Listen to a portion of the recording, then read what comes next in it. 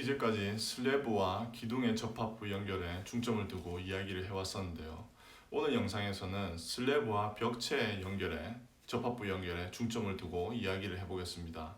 이것도 역시나 수평 전달과 수직 하중 전달을 나누어서 설명을 할 건데요. 먼저 수평 하중 전달에 관한 이야기부터 하겠습니다.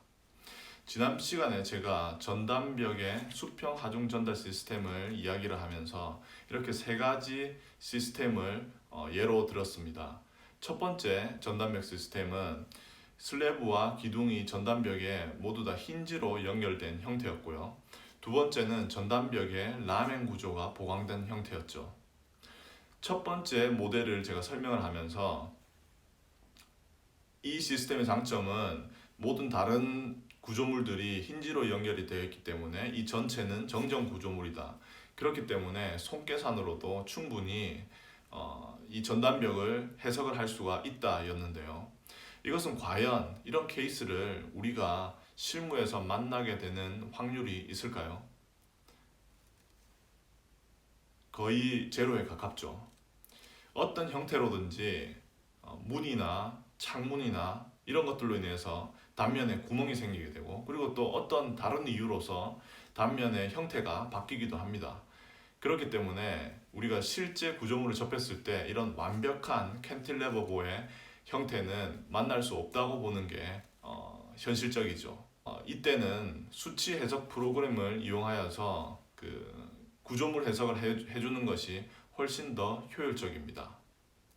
그런데 이때 수치 해석 프로그램으로 구조물 해석을 할 때 우리가 수평 하중 전달 시스템을 모델링을 할 때 특히 쉘 요소를 가지고 전담벽과 슬래브를 모델링을 해주게 되는데요. 물론 어떤 다른 분들은 멤브레인 요소로 전담벽과 그 슬래브를 모델링 해주시는 분들도 있습니다. 의도적으로 그 휨 저항 강성을 고려하지 않으려는 목적에서 그렇게 하시기도 하죠. 저 같은 경우는 쉘 요소로 두 가지 다, 그러니까 슬래브와 전담벽을 모델링 하는 것을 추천을 합니다.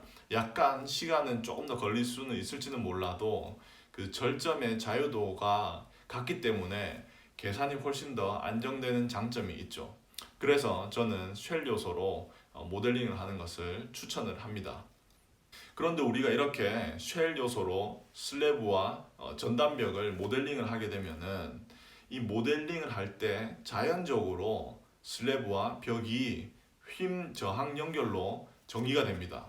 그런데 이것을 굳이 다 모델링을 한 다음에 굳이 다시 그 힌지 연결로 해주겠다고 그 접합부를 갖다가 경계를 갖다가 그 정의해주고, 그리고 또 그것을 힌지 연결로 그렇게 바꿔줄 수고는 할 필요는 없는 것이죠. 그냥 그대로 그렇게 놓고 그 수평 하중 전달 시스템 해석을 돌린 다음에, 그리고 또 거기에서 나오는 모멘트를 보고 그 슬래브의 강성을 조금씩 조정을 하면 됩니다. 무슨 말이냐면은 이렇게 이런 형태의 그 전담벽 시스템에서 아까 제가 여기를 휨 저항 연결로 본다고 했었죠. 그리고 여기에 힘이 가하게 되면은 이 슬래브는 이런 모멘트를 받게 됩니다. 그런데 만약에 이 모멘트가 너무너무 큰 값이다 그러면은 여기에 슬래브의 강성을 원래 슬래브가 가지는 강성의 한 20%나 30% 정도로 해주면은 이 모멘트가 줄어들게 됩니다. 이렇게. 그래서 결국은 이 정도의 모멘트는 또 그 슬래브와 벽체의 최소 철근량으로 충분히 만족시켜 줄 수가 있죠. 그렇게 디자인을 끝내면 되는 것입니다. 이렇게 우리가 수치 해석 프로그램을 사용할 때 굳이 슬래브와 전담벽의 연결을 힌지 연결로 따로 정의를 안 해줘도 되는 것입니다. 그냥 그렇게 놓고 계산을 하고, 그리고 또 조건에 맞게 슬래브의 강성을 조절해주면 된다는 말씀을 드리고 싶었습니다. 그럼 이제 수직 하중 전달과 관련된 얘기를 한번 해보죠. 이 얘기는 조금 수평 하중 전달보다는 긴 얘기입니다. 슬래브와 접합부의 연결의 해석에 있어서 많은 사람들에게 알려진 잘못된 공식 같은 것이 있습니다. 그것은 바로 슬래브가 벽돌벽에 의해 지지되어 있으면 이때 접합부를 힌지 연결로 보고, 그리고 콘크리트 벽에 의해서 지지되어 있으면 이때 접합부는 휨 저항 연결로 본다라는 것인데요. 이것은 반쪽짜리 정답입니다. 먼저 벽돌벽부터 한번 살펴보죠. 벽돌벽에 의해서 슬리브가 지지가 되면 그 접합부는 힌지로 보는 것은 타당합니다.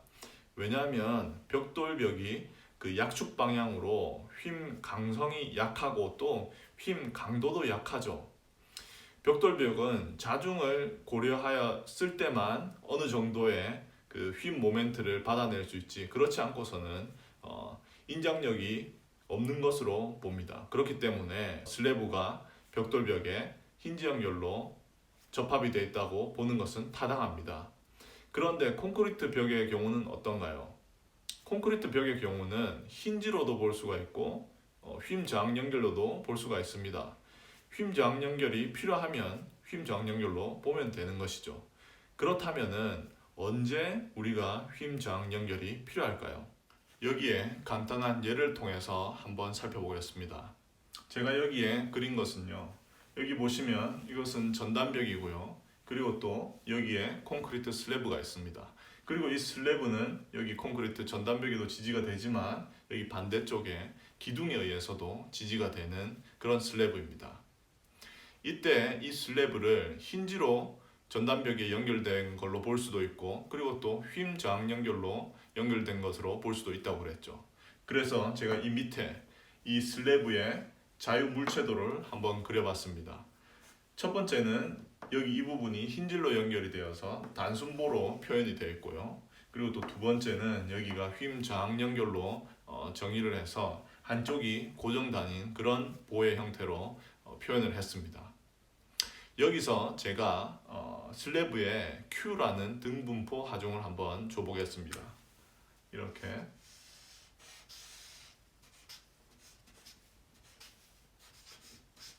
Q라는 등분포 하중을 슬래브에 주게 됩니다. 그렇게 됐을 때 이 두 시스템에서 모멘트 선도의 형태는 어떻게 될까요? 첫 번째는 이런 형태가 되어서 가운데 최대값이 있고요. 이 최대값은 8분의 QL 제곱이 되겠죠. 여기 이 길이를 L이라고 한다면요. 이렇게 첫 번째 것은 8분의 QL 제곱으로 가운데에 최대값이 나타나게 됩니다. 그럼 두 번째는 어떨까요? 두 번째는 이런 형태의 모멘트 선도를 그리게 됩니다. 그리고 여기 고정단의 그 모멘트의 값은 이 위의 것과 마찬가지로 8분의 QL 제곱이 되겠죠. 여기 제가 이렇게 그 간단하게 모멘트 선도를 나타냈는데요. 이런 단순한 시스템에서 등분포 하중이 작용을 했을 때 모멘트 선도가 어떻게 되는지는 외우고 있으면 다른 구조물 해석을 할 때 훨씬 도움이 됩니다. 제가 여기에 그 고정단의 모멘트 값을 Q 8분의 QL 제곱이라고 했는데요. 이 값은 슬래브의 강성에 따라서 다르게 됩니다. 이 슬래브의 강성이 줄어들면 줄어들수록 이 값도 줄어들게 되는 것이죠. 그렇게 되면 어떻게 되나요? 슬래브의 강성이 줄어들어서 이 단부의 모멘트 값이 줄어들게 되면 당연히 여기 보의 가운데 부분에 그 반대쪽에 있는 하부에 있는 모멘트 값이 늘어나게 되겠죠. 하지만 얘가 아무리 늘어난다 해도 여기 위에 있는 QL 제곱 나누기 8의 값보다는 항상 작게 됩니다. 얘는 항상 8분의 QL 제곱보다 작게 되는 것이죠. 왜 그런가요? 그것은 바로 힘의 평형과 관계가 있습니다. 여기 보시면은 여기에서 이렇게 이 첫 번째 줄을 그어 보면 이 부분이 있죠. 이 부분이 여기 위에 있는 모멘트 선도의 분포와 똑같은 것이죠. 그래서 이걸 따로 떼어서 보면은 이렇게 된 형태인데요. 여기 가운데 값이 8분의 QL 제곱인 것입니다. 이 값이 8분의 QL 제곱이니까 여기 밑에 있는 이 하단부에 작용하는 모멘트 값은 그 값보다 항상 작게 되죠. 그래서 두 번째 시스템에서의 최대 모멘트 값은 첫 번째 시스템에서의 최대 모멘트 값보다 항상 작게 되는 것이죠. 그 말은 뭐냐면은 만약에 내가 슬래브를 양단이 힌지 연결로 된 것으로 보고 해석을 하였는데 이 슬래브가 이 모멘트, 이 최대값을 받아낼 수가 없다. 그렇게 되면 여기에 이 부분을 힘 저항 연결이 된 것으로 보고 해석을 하면 됩니다. 그렇게 되면 여기에 있던 최대 모멘트가 슬래브에 좀 더 고루고루 퍼지게 되는 것이죠. 그래서 어떤 단면의 한 부분의 그 내력은 두 번째 시스템에서 좀 더 유리한 디자인의 유리한 모습을 보이게 되는 것입니다. 이렇게 해서 ULS, 그러니까 극한 강도 상태에서 힘 저항 연결을 사용해서 디자인에 유용하게 쓸 수가 있는 것이죠. 똑같은 내용을 SLS에도 적용을 할 수가 있습니다. 슬래브에서 우리가 고려하는 사용성 한계 상태는 무엇인가요? 우리가 슬래브의 사용성을 고려할 때 고려해 주는 것이 슬래브의 처짐입니다. 첫 번째 시스템과 두 번째 시스템에서 슬래브의 처짐 형태는 어떻게 되나요? 다시 시스템을 그려보면 이렇게 첫 번째고 이게 두 번째라면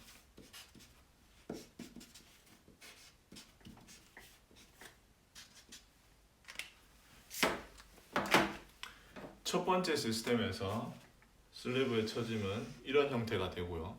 두 번째 시스템에서는 근데 이런 형태가 됩니다.